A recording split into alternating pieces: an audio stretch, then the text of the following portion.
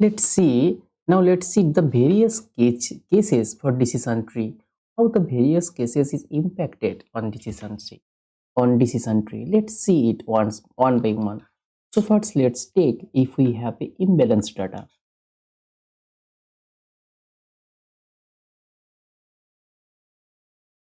If we have imbalanced data, then what effect is this imbalanced data in decision? Let's see it. So suppose if we have a imbalanced data, then suppose let's take we have 90% of positive data. Let's take we have a 10% of negative data. Let's take negative data. Okay, in such scenario, we have to calculate it the entropy, because for feature selections, for we when we are going to when we going to partition the data according to the features, then at that time we have to calculate the entropy, to calculate the information gain. For calculating the information gain, we required to calculate the entropy,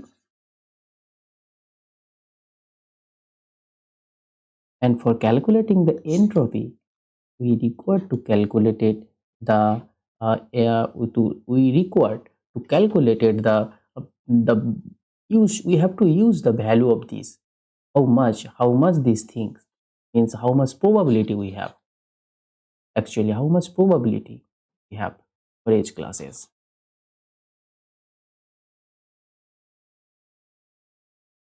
And we will see if we have a imbalanced data, this will affect, if we have a imbalanced data, this will affect in entropy, effects in entropy. We will already see this thing. So the imbalanced data will affect so much in, so the its affect so much in decision tree. So its affect so much in decision tree. So what will the methods? We have to balance it first. We have to balance it. So how we balance it? We have to balance it. How we will do it? We have to, there are various technique, the most there are various technique to balance and imbalance data. So the most famous ones are upsampling technique,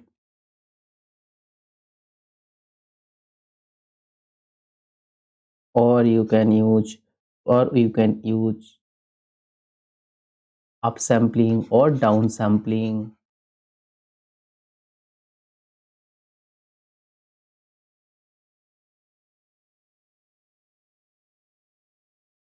or we can use class weight.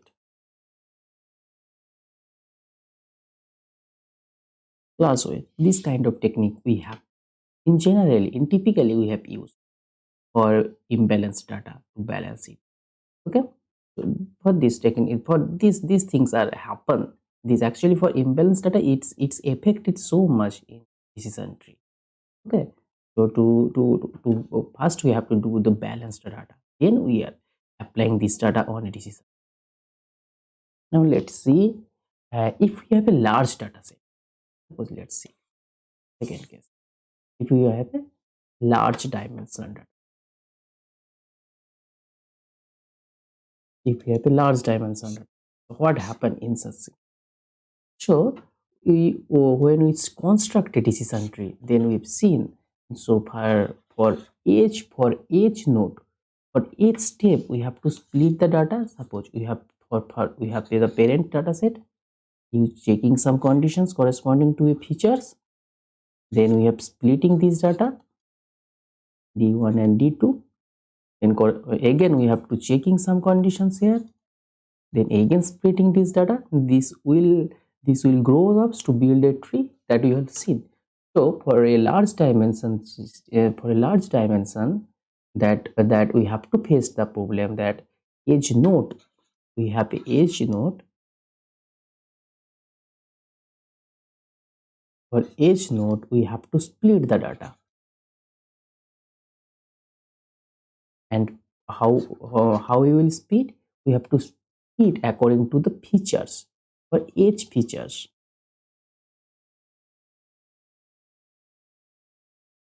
we have to calculate it. We for each features we have to calculate the information gain. And for calculating the informations gain for each features, if dimension, and already we know d is equals to our features,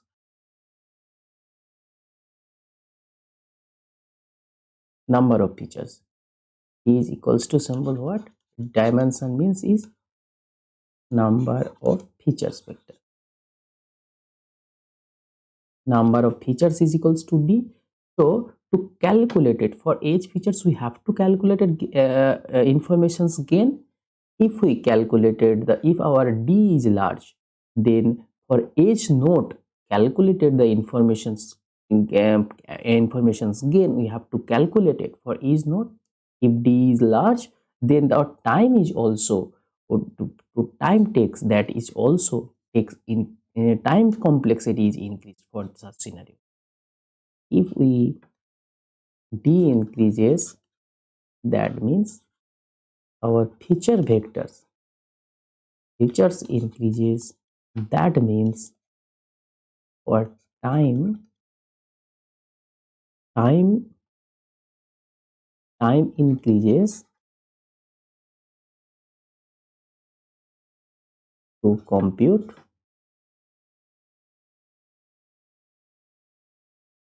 the information gain. Okay, so time complexity increases. So in such scenario, time complexity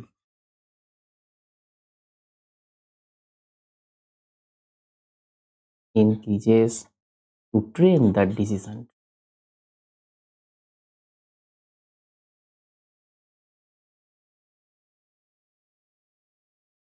To train the decision.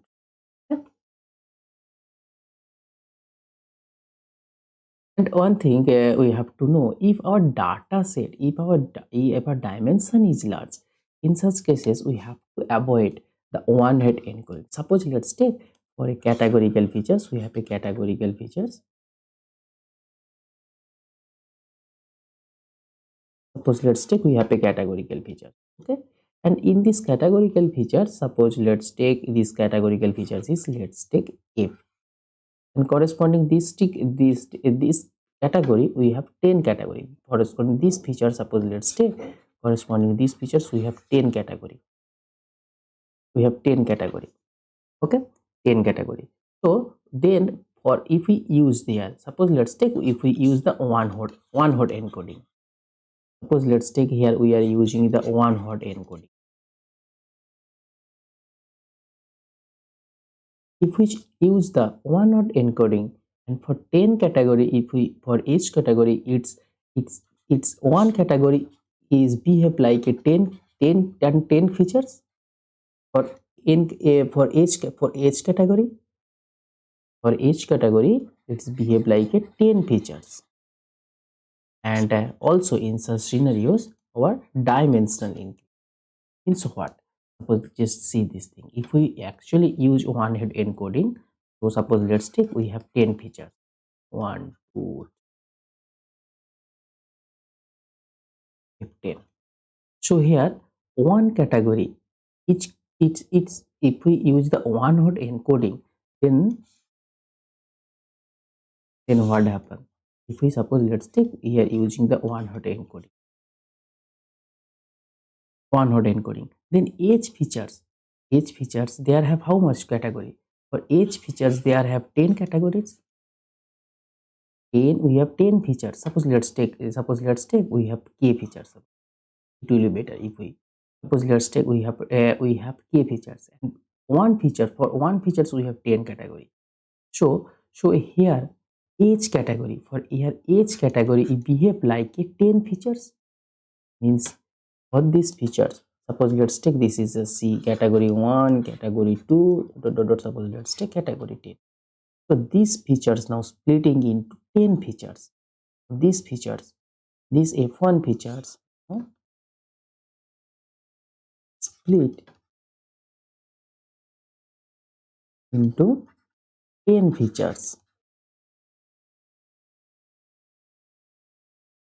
for one hot encoding.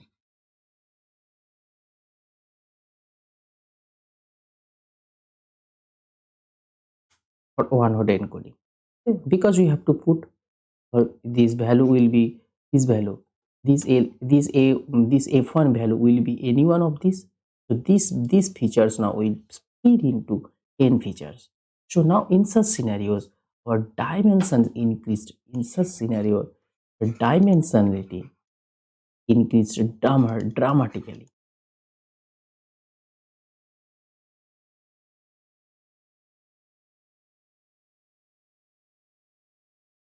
Dramatically.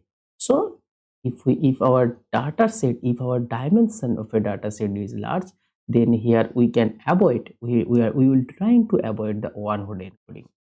In we will try to avoid the one hot encoding in decision tree. Okay. And another thing, if have in such scenario we also see that in such scenario we have to convert. Suppose let's take we have a categorical features. Let's take we have two categorical features with many categories. Suppose let's take we have 15 category. Let's take 15 category. So in such scenario, this means what? This means the category label. This means the category label. So in such scenario, we will convert these categorical features to a numerical feature.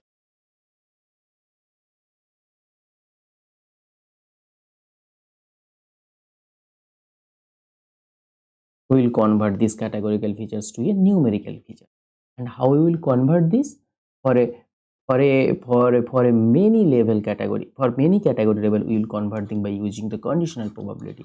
Probability of the class level 1 for the features level. Suppose let's get CK for this feature. Now this using this conditional probability to convert the categorical categorical features for many class levels. By using this formula we will convert these categorical features to a numerical feature. We have already seen this. Now the third question is, if we give this a similarity matrix, so these two conditions we can handle: imbalanced data and large dimensional data. Now third conditions, if we have given a similarity matrix,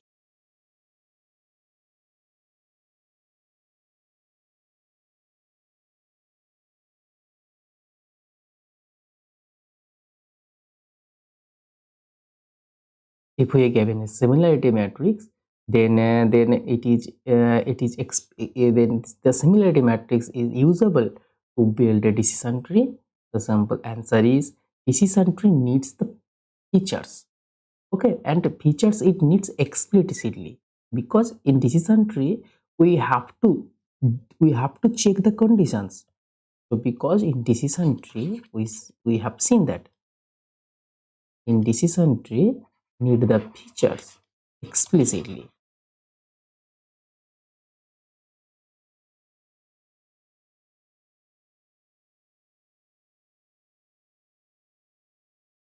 Explicitly because we have to check the conditions, because here because we use conditions here,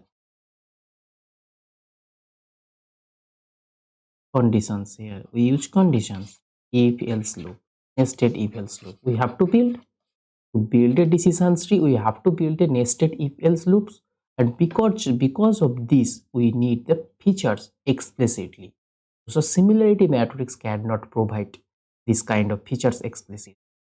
So because of that, here we are not using, in general we are not using similarity matrix. but there have some mathematical hack that we can convert a similar matrix to the features explicitly. We have convert this similarity matrix to a features explicit.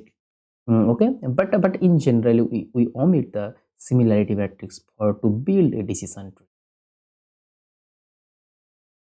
Now the fourth question is, if we are interested to build a multi-class classification, then decision tree can do that job.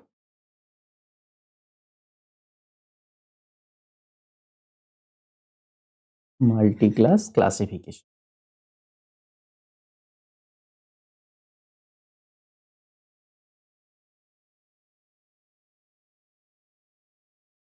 If we want to do this job multi-class classification, then decision tree can able to do this job. Let's see. So suppose let's take we have a class level. Suppose let's take we have a class level y. Suppose let's take our class level y. We have k class level. Let's take class level. We have k class level. We have k class level. Y3, Y4, up to Y. We have k class level. Now, for each class level, what do we actually have to do? We have to calculate the information gain. We have to calculate the information gain, and how we will calculate the information gain? Calculated information gains mean how much entropy we have reduced. This we have to calculate it. Information gain means what? Information gains mean reductions of entropy.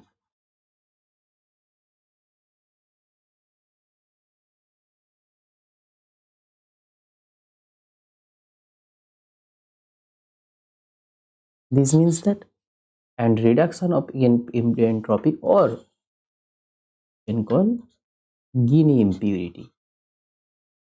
Guinea impurity. Reductions of entropy or reductions of Guinea. Both are the same. Okay. So this is the information gain, and for each classes we have to calculate this. Suppose let's take we have three classes. Suppose let's take for an example we have three classes. Y takes the value.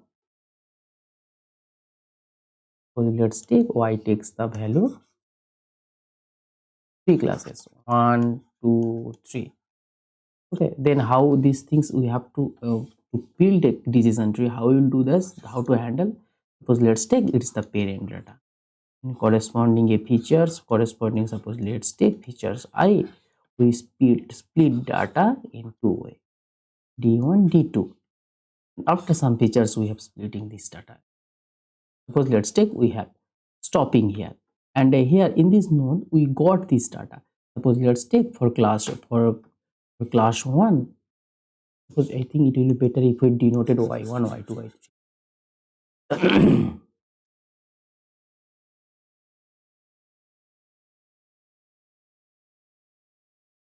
No, y2. Suppose let's take for y1 we have 10 points. For y2 we have, let's take 7 points. For y3 let's take it's a 2 point. So if we have a query point, suppose let's take we have a query point xq, and we have to find what will be its class level. We have to find this job. Suppose first we have checking these conditions from here. From here first we check if it is fulfilled, then we follow this path. If AR yes, AR no. If we will not fulfill, then we are follow this path, then we will reaching here. And check that in this node we have major class is y1, major number of points is y1. Okay, so we can declare that this class level is actually y1, because just these things we have already seen. So for the inherently multi-class classification, inherently decision tree can inherently doing the multi-class classifications very easily. Okay, just we have to call it this, class 1. Similarly for other nodes, suppose let's take it in this node. In this node our, suppose let's take y2 is maximum. So if our query point lies on here, then we can declare our class level is y2. Inherently it doing the multi-class classification. So don't we have to worry. Binary classifications as well as multi-class classifications, it can decision tree easily can handle this job. Now let's take decision surface. Fifth one, decision surface.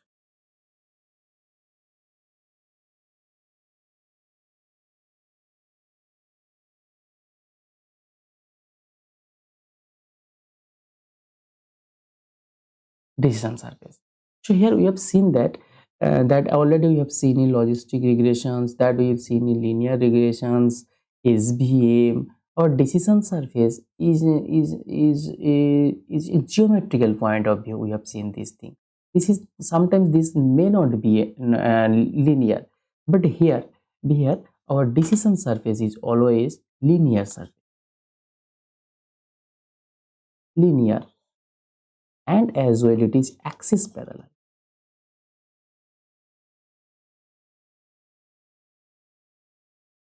This thing in happen in decision tree. So such kind of thing. It is our features one. If this is features two, then we have seen that our decision surfaces look like this. This one maybe, this one maybe, this one maybe, or this one, this one, this one, this one, this one. Such kind of decision surface in happen in axis parallel decision will occur in will occur in decision tree. Okay,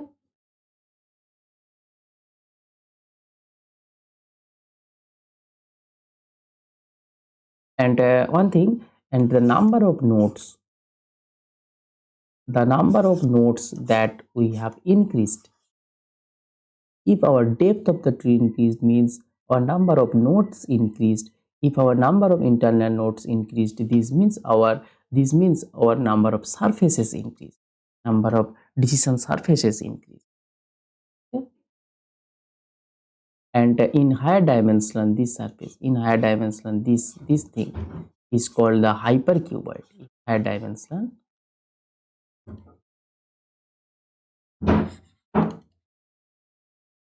this thing is called hypercuboid.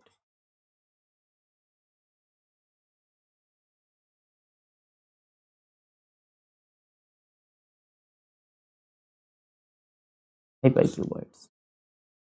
Okay. Now the main thing is features interpretation.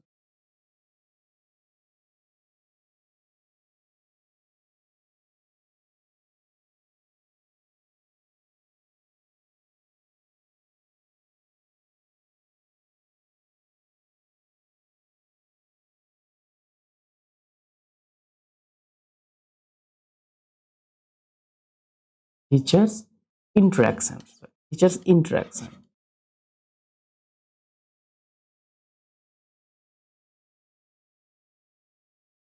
So decision tree can doing these jobs for different features. It can interact different features. So logically, if you just logically see this thing, logically see this thing, how what is actually decision tree means. Decision tree means this is one node, this is one node, this is one node, this is one node, this is one, this is one. This is actually the decision tree surface, and here these nodes means what? These nodes means we have checked some conditions. If here actually we have some conditions, here actually we have some conditions, here actually we have some conditions. Actually, each node we have taken the checking the conditions. Suppose let's take the first example that already we have taken, the iris dataset. Iris dataset. So in this iris dataset we have four features. In this iris dataset, staple length, staple width, pedal length, pedal width, and corresponding to each features we have three class levels. We have three class levels: y1, y2, y3. That we have already seen. That we have already seen in the first lecture. And this kind of, if this kind of features we have, suppose let's take here, if pedal length is less than 3, if yes, if no. Okay, if yes, then we have taken another decisions. Suppose let's take if shaper length less than 5. If yes, then we have taken one decision. If no, then we have taken one decision. So, what we have seen. So, for each features, we have taken some interactions for each features here. So, if we want, if we for these nodes, for the points of these nodes, what we will conclude it. The point of these nodes, we can conclude that here radar length is less than 3, and here for this node paper length is also less than 5. If these two conditions are fulfilled, then only we can reach this node. So here the features, this is one features, this is another features, this is one features, and this is another features. So here we will see that the decision tree features interactions for decision tree is so easily we can find the features interactions for decision tree. And we have seen that for logistic, if you just remember the logistic regressions, in logistic regressions there have the features transformation we have applied in logistic regressions. So when suppose we have for feature, just remember the logistic regression chapter, there have two features. If there have two features fi and gfga, so for separating the non-linear data we can use the features transformations sometimes with this kind of operations, features transformation. Okay, or boolean operator also doing there, we have doing if and this kind of operator we have taken in logistic regressions, in also SVM. But here features interactions are already we have taken to build the decision tree model. See this thing. Okay, actually one features are interacted here another by doing a final decisions. By taking a final decision,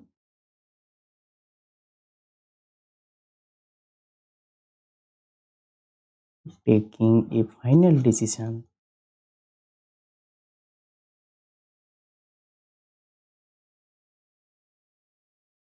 one feature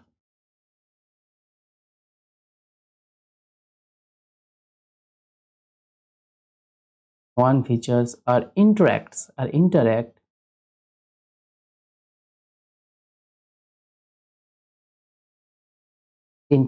other features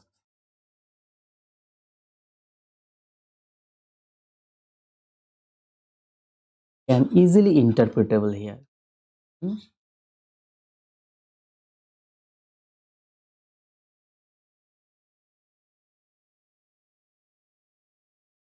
Can easily interpretable here.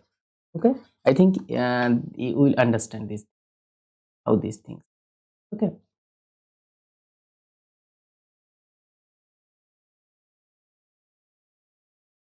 now the third concept is the outlier concept. Outlier, how much? 0.6. Now 7 is the outlier.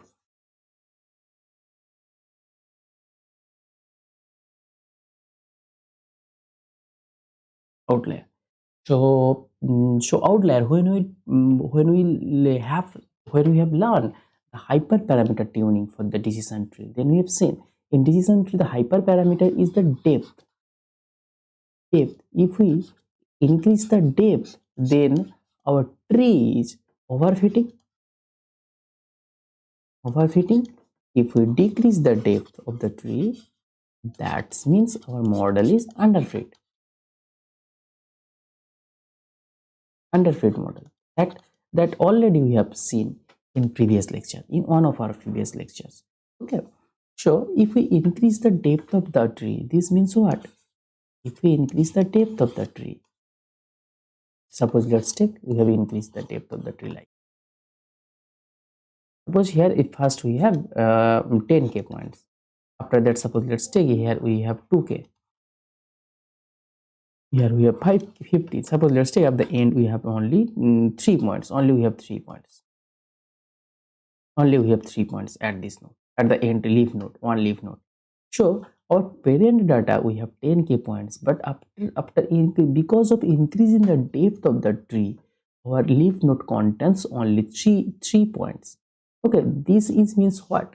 This is means these 3 points may be outlier.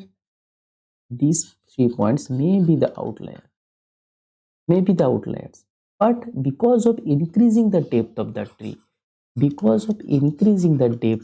tree, in our calculations, we are considering the outliers point or noise point. No? So here outlier is very prone if we increase the depth of the tree. If we increase the depth of the tree, then in such scenario, outlier is very prone to our model.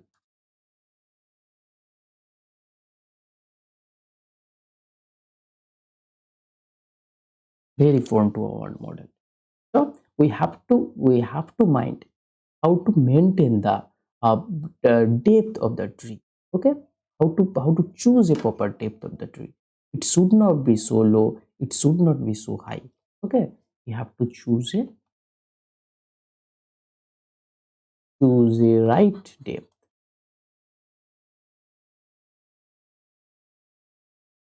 Choose a right depth means what? Choose a right hyperparameter.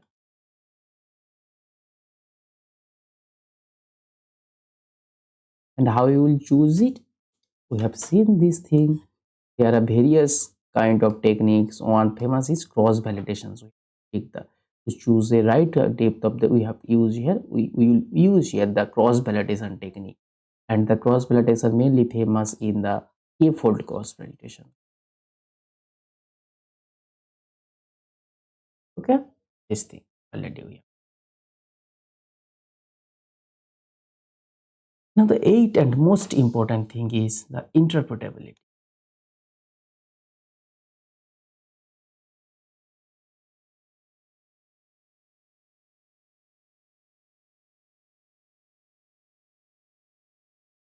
Interpretability. Is decision tree is interpretable? Suppose let's take we are interested to find a medical problem. So suppose let we have given a medical problem xq that we are interested to know a patient is cancer, he has cancer patient or not. Interest to know a patient has a patient has cancer. Suppose let's take a patient has cancer or not. Suppose let's take we are interested to find its answer, and our model we give its output. Our model give its corresponding output. It will be yes or no. Then if we give the yes or no, suppose let's take we have given the answer yes, then we have to give its answer. We have to give this answer. We have to give say why this patient is cancer patient. Why this patient is cancer patient? We have to give the answer. Or if we tell this patient no, this patient is not cancer patient, then why this is not? We have to give this answer. We have to give this answer. So this answer can easily be interpretable in decision tree. So just to see the decision tree. Because let's take it's so this kind of decision tree structure is this kind of. Suppose let's take the patient's condition fall in this region. Suppose let's take the patient's condition fall in these regions. So first we have checked here if, then we have checked here if, then we have checked here if, then we are coming. First check here, then reach here.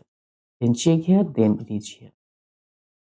Check here first, then reach here. Then second check here, then reach here. Then third check here, then reach here. Okay. So after three checking conditions, we have reached here. So we can easily call a page. We can easily call from this tree. We can easily tell the reason behind why this patient is cancer yes or why it is not cancer patient, because we can easily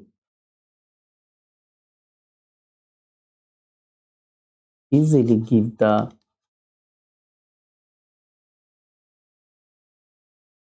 reason behind its output. How we will see, just see this thing. I will give this output because we can call if this patient conditions is this, if and if this conditions is this, and if this condition is this, so therefore this patient is a cancer patient.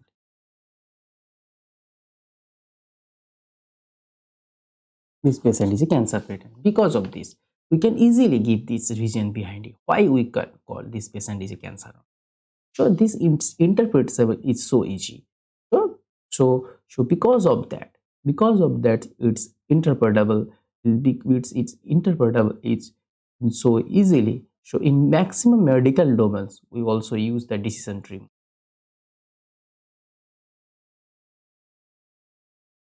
Now the ninth thing is the features importance. We will find the features importance. Decision tree, from decision tree, features importance. Let's see.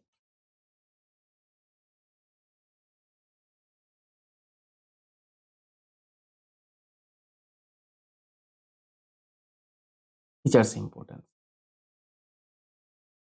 So first draw this. So our features is like that.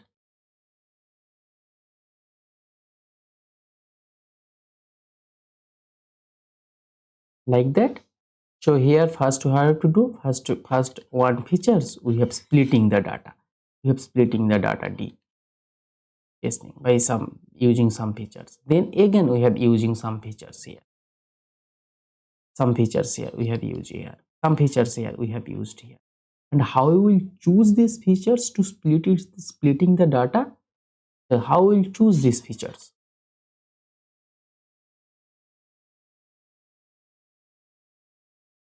How we will choose it? So if you just remember, we will choose this trickle by simple reduction, reducing the entropy value. I will choose it by simple reduce the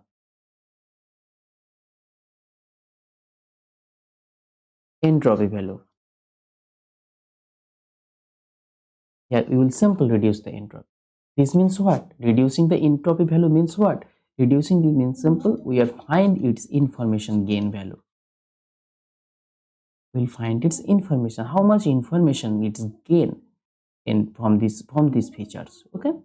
And after this we have to choose which informations in which reductions of the entropy is much, means how much informations we have gained. According to these features we have chosen the which features we have to choose to split the data because of that. And simple summing up the reductions of age, we can easily find which features is most important. Okay, by the sum up we can easily find because of this by normalized or by because of sum of the reduces reduced reduces value sum of the reduces value of the entropy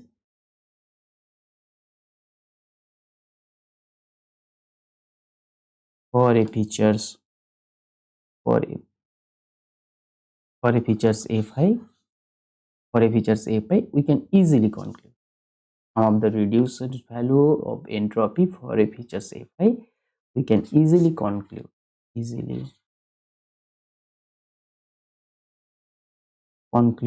which features is more important. Okay, because of this, here we have chosen the features to split the decision tree, only because of that, only because of, by simple summing up the reductions of the entropy, we can easily conclude that which features is more. And if you just see the sklearn library in Python, if you see the sklearn library, they also used in decision tree. They also give the output features importance,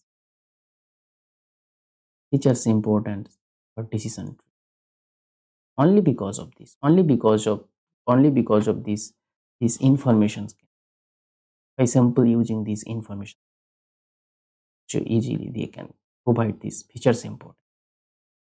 Okay, I think this kind of situations we can easily handle.